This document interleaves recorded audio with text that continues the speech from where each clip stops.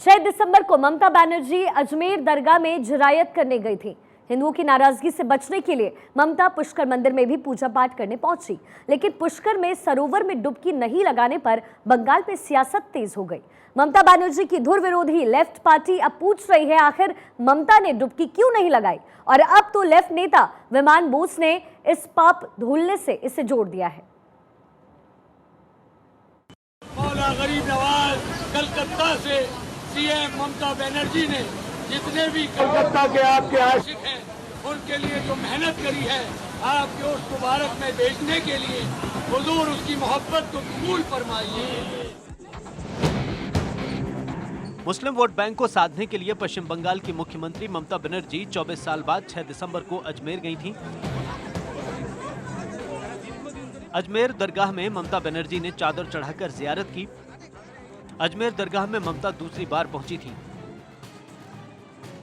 अजमेर दरगाह में जियारत से कहीं बंगाल के हिंदू नाराज ना हो जाएं, इसलिए हिंदुओं को साधने के लिए ममता बनर्जी पुष्कर मंदिर गई।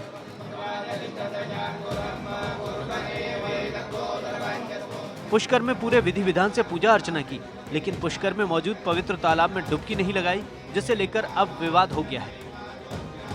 बंगाल में ममता बनर्जी की धुर विरोधी पार्टी लेफ्ट के नेता विमान बोस ने पुष्कर में ममता के डुबकी नहीं लगाने पर सवाल उठा दिया है।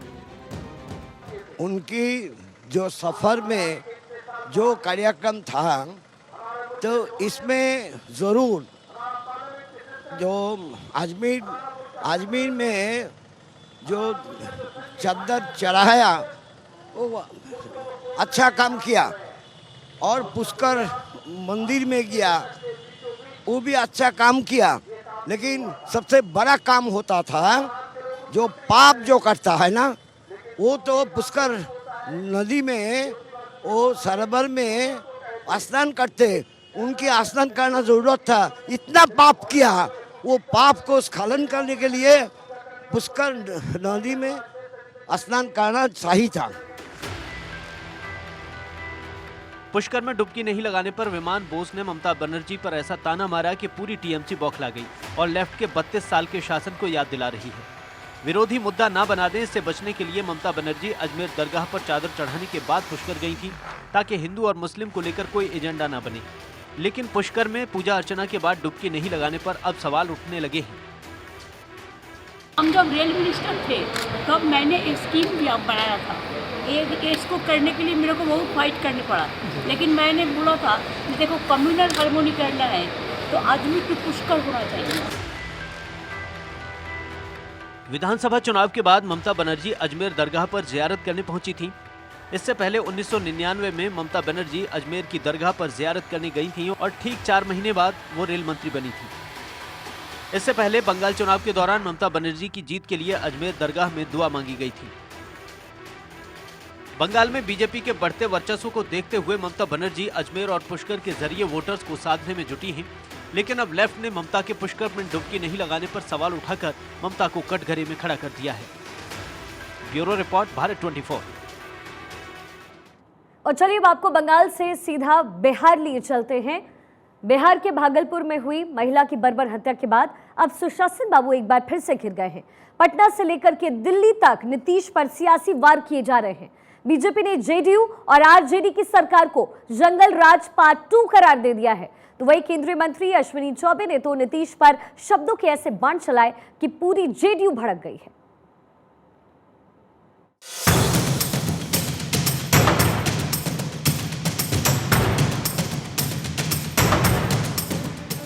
बिहार में बहार बा, नीतीश कुमार बा और अपराधियों के राज बा, ये हम नहीं बीजेपी कह रही है, और बीजेपी के दावे को नीतीश बाबू झुठला भी नहीं पा रहे।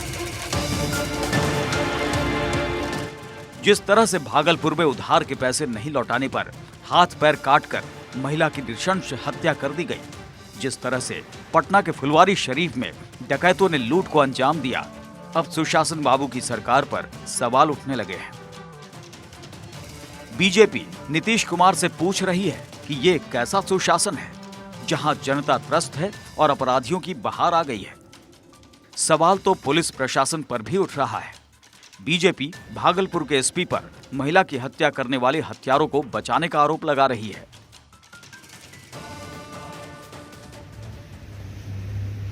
नीलम यादव जी की हत्या करने वाले का जिस तरह से बचाव भागलपुर के एसपी कर रहे हैं यह बहुत ही दुखद है। भागलपुर पुलिस अधीक्षक कहना क्या चाहते हैं कि अगर कोई अल्पसंख्यक समाज से उधार लेगा तो उसके हाथ पैर काट दिए जाएंगे, उसके प्राइवेट पार्ट्स को काट दिया जाएगा, और यह किस तरफ वह ले जाना चाह रहे हैं केस को।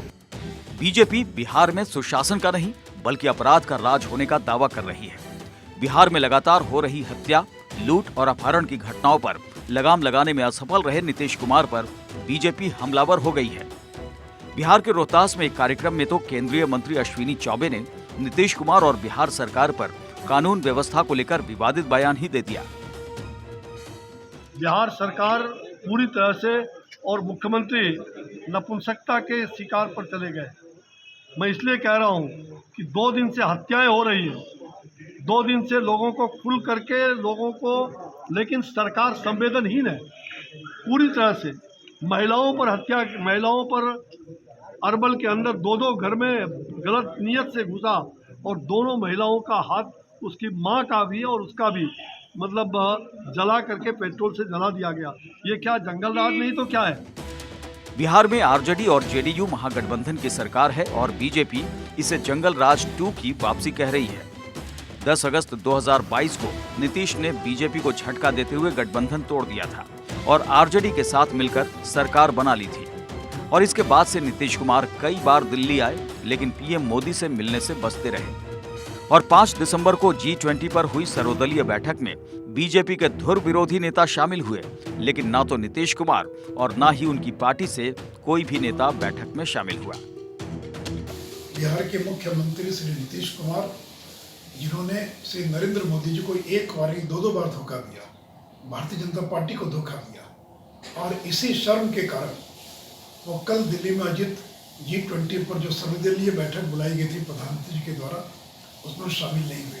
उनको हिम्मत नहीं कि वो प्रधानमंत्री जी साथ विचार कर सके, उनसे नजरें मिलाकर बात कर सके। और केवल वही नहीं, जनता दल के राष्ट्रीय अध्यक्ष श्री ललन सिंह, वो भी उस बैठक में शामिल नहीं हो पाए। राष्ट्रीय जनता दल का भी कोई प्रतिनिधि शामिल नहीं हुआ। मुख्यमंत्री जी नजरें चुरा रहे हैं, क्योंकि उन्होंने धोखा दिया।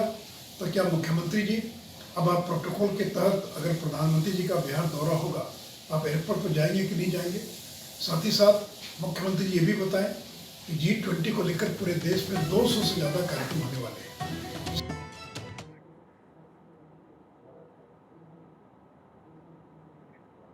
और देखिए, कर्नाटक से शुरू हुआ हिजाब विवाद अब यूपी भी पहुंचा। यूपी के बुलंदशहर में हिजाब को लेकर के जमकर हंगामा हुआ। हिजाब पहनकर आई छात्रा को कॉलेज में एंट्री नहीं देने पर छात्र भड़क उठे और हंगामा करने लगे। नौबत पुलिस बुलाने तक पहुंच गई।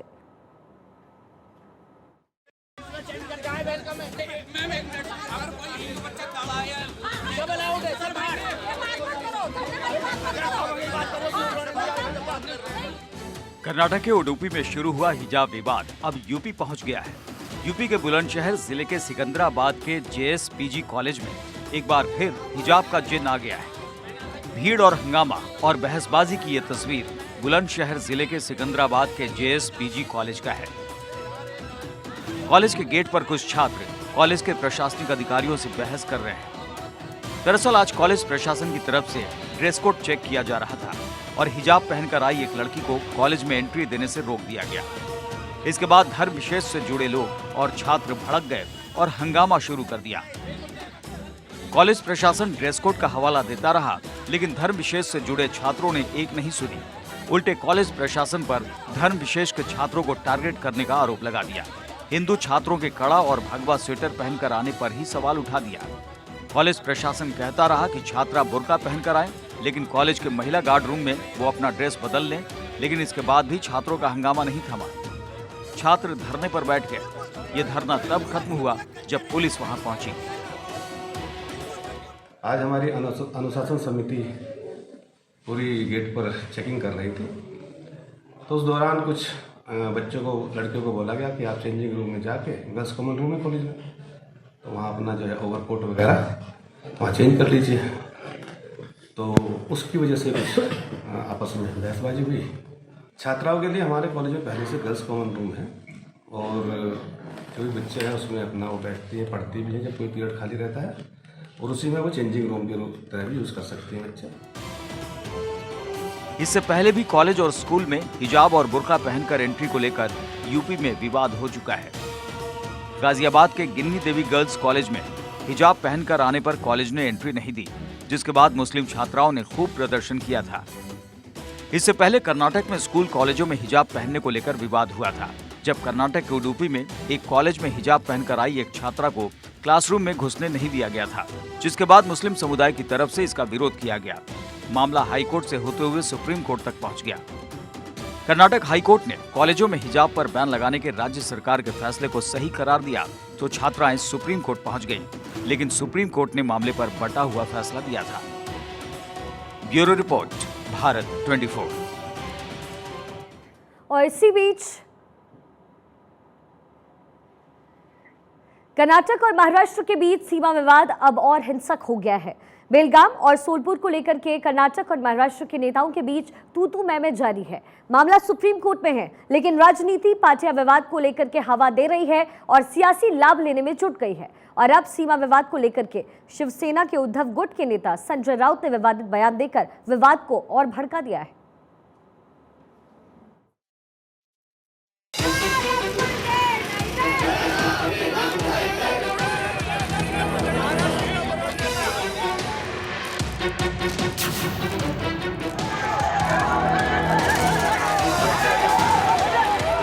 कर्नाटक और महाराष्ट्र के बीच सीमा विवाद को लेकर तनाव बढ़ गया है और उद्धव ठाकरे की शिवसेना ने इस विवाद को और हवा दे दी है।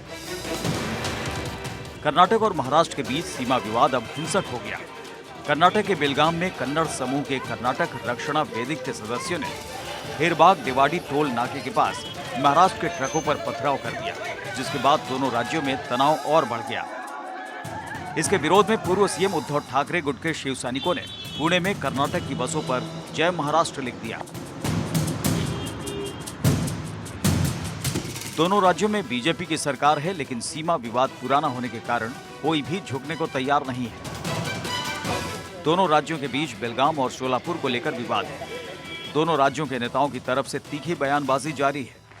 अब उद्धव गुट के शिवसेना नेता संजय राउत ने सीमा विवाद पर महाराष्ट्र के मुख्यमंत्री एकनाथ शिंदे को लेकर विवादित और भड़काऊ बयान दे दिया है।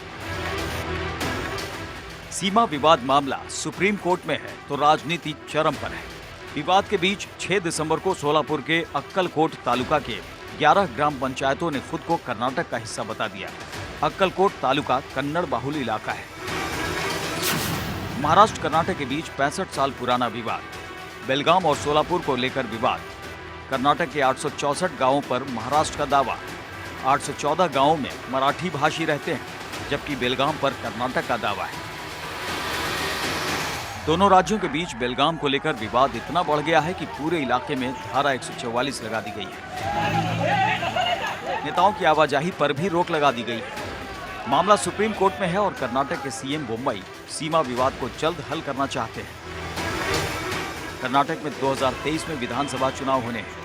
ऐसे में सीमा विवाद को हवा देकर दोनों ही राज्यों की पार्टियां फायदा उठाने की कोशिश में हैं। Bureau report, Bharat 24।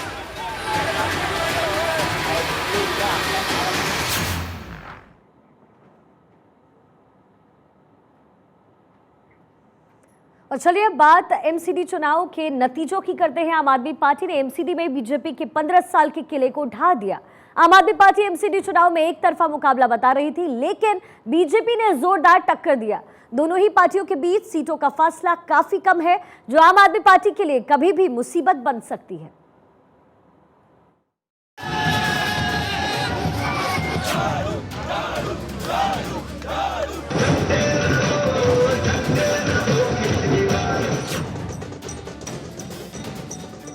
दिल्ली का बॉस कौन होगा, जनता ने अपना फैसला सुना दिया है। दिल्ली में स्थानीय सरकार में आम आदमी पार्टी ने बहुमत हासिल कर लिया, लेकिन आम आदमी पार्टी की ये जीत आसान नहीं थी। दिल्ली एमसीडी चुनाव को आम आदमी पार्टी एक तरफा बता रही थी, लेकिन मुकाबला कांटे का रहा। दिल्ली एमसीडी पर पिछले 15 साल से बीजेपी काबिज थी, लेकिन इस बार आम आदमी पार्टी पहली बार दिल्ली एमसीडी पर कब्जा जमाने में कामयाब रही।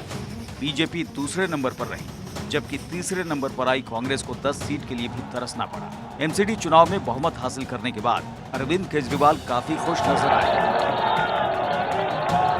पार्टी दफ्तर पहुंचे और कार्यकर्ताओं का अभिवादन किया। लोगों ने हमें बिजली की जिम्मेदारी दी, हमने बिजली ठीक की, बिजली मुफ्त की, 24 घंटे बिजली की। आज दिल्ली के लोगों ने अपने बेटे को, अपने भाई को दिल्ली की सफाई करने की जिम्मेदारी दी है, भ्रष्टाचार दूर करने की जिम्मेदारी दी है, पार्कों को ठीक करने की जिम्मेदारी दी है, कई सारी जिम्मेदारियां आज दी हैं। इतना प्यार दिया आपने, इतना विश्वास किया आपने मेरे ऊपर, इसके लिए मैं आपका ऋण कभी नहीं चुका सकता। मैं पूरी कोशिश करूंगा रात दिन मेहनत करके आपके इस भरोसे को कायम रखूं, ऐसी मेरी हमेशा कोशिश रहेगी। हालांकि दिल्ली एमसीडी की लड़ाई आम आदमी पार्टी के लिए आसान नहीं थी। एमसीडी चुनाव को लेकर पहले एक तरफा परिणाम आने की बात कही जा रही थी, लेकिन आम आदमी पार्टी को बीजेपी से कड़ी टक्कर मिली। आम आदमी पार्टी और बीजेपी के बीच महज कुछ सीटों का फासला ही रह गया। 250 सीटों वाले एमसीडी में बहुमत तो आम आदमी पार्टी ने हासिल कर ली है, लेकिन अभी भी 12 नॉमिनेटेड सदस्य खेल कर सकते हैं। दिल्ली नगर निगम चुनाव में आम आदमी पार्टी को अप्रत्यक्ष जीत मिली है। 132 सीटों पर आम आदमी पार्टी ने जीत दर्ज की है, बीजेपी को 104 सीट मिली है। तो वहीं अब ये है सवाल कि जो नॉमिनेटेड सदस्य हैं वो किस तरीके से चयनित होंगे, लेकिन इस दौरान यहाँ पर ये संशय उठने लगे कि कहीं आम आदमी पार्टी के जो नॉमिनेटेड सदस्य होंगे वो कहीं आम आदमी पार्टी का खेल ना बिगाड़ दे, क्योंकि जिस तरीके से क्योंकि जिस तरीके से जो सीटें चाहिए होती थी उसमें थोड़ी बहुत कमी नजर आ रही है। कहीं आम आदमी पार्टी के लिए जो नॉमिनेटेड सदस्य होंगे वो उसका खेल ना बिगाड़ दे। दिल्ली विधानसभा चुनाव बेशक बीजेपी सालों से नहीं जीत पाई, लेकिन एमसीडी में उसका राज कायम रहा था।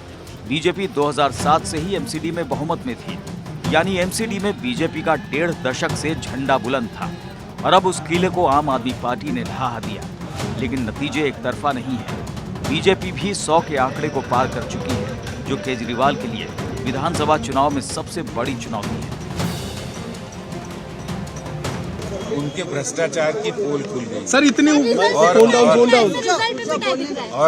और जो रिजल्ट आ रहा है, जिस तरह से एग्जिट पोल पे, और अरविंद केजरीवाल तो ये कह रहे थे 20 सीटें मिलेंगी बीजेपी को, और आज भारतीय जनता पार्टी कड़ी टक्कर ही नहीं, भारतीय जनता पार्टी जीतने वाली है। और जिस तरह के रुझान आ रहे हैं, जिस तरह के जो ट्रेंड्स आ रहे हैं, वो भारतीय जनता पार्टी उसमें अच्छी बड़े। हम 15 साल से शासन में, और हमने अच्छा काम किया है, जनता उस पर मोहर लगाने जा रही है। आम आदमी पार्टी के लिए चुनौती इसलिए भी है क्योंकि दिल्ली के डिप्टी सीएम मनीष सिसोदिया जिस क्षेत्र से चुनकर आते हैं, उस इलाके के तीनों वार्ड पर बीजेपी ने जीत दर्ज कर केजरीवाल को चेता दिया है। Bureau report, Bharat 24।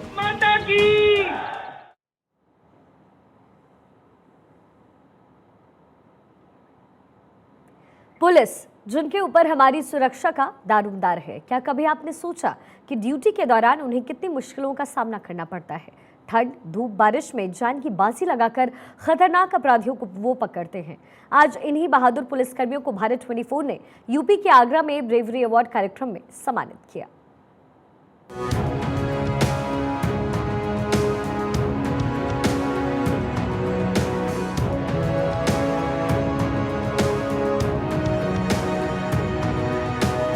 पुलिस जिसके ऊपर हमारी सुरक्षा की जिम्मेदारी है, जिनके खाते में ना तो रविवार होता है और ना ही कोई छुट्टी। आप और हम काम के घंटे गिनते हैं, लेकिन पुलिस वाले 24 घंटे ड्यूटी पर रहते हैं, सिर्फ आपकी सुरक्षा के लिए। और आज यूपी के आगरा में भारत 24 ने अपराधियों से लोहा लेने वाले ऐसे ही वीर पुलिसकर्मियों को सम्मानित किया। भारत 24 ने बहादुर पुलिसकर्मियों के जज्बे को सलाम करते हुए उन्हें सम्मानित करने के लिए पुलिस ब्रेवरी अवार्ड कार्यक्रम का आयोजन किया। इस कार्यक्रम में मुख्य अतिथि के तौर पर डॉक्टर जगदीश चंद्र शामिल हुए और पुलिसकर्मियों को सम्मानित किया। आज कोई पॉलिटिकल स्पीच हो, हैदराबाद में हो, गुवाहाटी में हो, गृह मंत्री जी के यहाँ हूँ, गृह मंत्री जी, केंद्रीय गृह मंत्री जी, प्रधानमंत्री जी हों, तो कहीं न कहीं अपने भाषण में यूपी की पुलिस का, पुलिस के एक्शन का, कानून के राज की वापसी का एक संदेश और संकेत साफ तौर पे दिखाई देता है। मैं आगरा में एंटर हुआ तो एंटर होने में देखिए अब किस तरह की एंट्री दिखती है, तो क्या इंप्रेशन शहर का जाता है, डिफरेंट। अब एयरपोर्ट से आप एंटर होते थे, पहले हैदराबाद, बेंगलोर एक डिफरेंट था। अब देखिए आप प्राइवेट के हाथ में चला गए हैं एयरपोर्ट, तो क्या इंप्रेशन है, 2 किलोमीटर ऐसा लगता है आप सिंगापुर से गुजर रहे हैं। तो कहने का तात्पर्य ये कि कानून के राज की वापसी जो है ना, वो बड़ा इंपॉर्टेंट है। कार्यक्रम में पुलिस कमिश्नरी और आगरा जोन के 7 जिलों के उत्कृष्ट कार्य करने वाले पुलिस कर्मियों को सम्मानित किया गया। इस दौरान सम्मानित पुलिस कर्मियों ने पुलिसिंग के बारे में विस्तार से बात की। पुलिस ब्रेवरी अवार्ड कार्यक्रम की अध्यक्षता कंसल्टिंग एडिटर शिशिर अवस्थी ने की। कार्यक्रम में यूपी ब्यूरो चीफ अवनीश विद्यार्थी भी मौजूद रहे। कार्यक्रम में बहादुर पुलिस कर्मियों को मेडल और शील्ड देकर सम्मानित किया गया। इस मौके पर अतिथियों द्वारा अपनी पुलिसिंग के बारे में विस्तार से बताया गया। बागी कांग्रेस विधायक इस्तीफा प्रकरण क्या है, आपको बताते हैं। राजेंद्र राठौड़ ने हाईकोर्ट में दायर की थी याचिका। विधानसभा स्पीकर के पास 70 दिनों से पेंडिंग इस्तीफों पर कोई फैसला लेने के लिए ये याचिका दायर की गई। कल इस प्रकरण में हाईकोर्ट में हुई है सुनवाई। हाईकोर्ट ने विधानसभा स्पीकर, विधानसभा सचिव को जारी किया नोटिस, लेकिन कोर्ट में सुनवाई के दौरान हुई एक दिलचस्प घटना।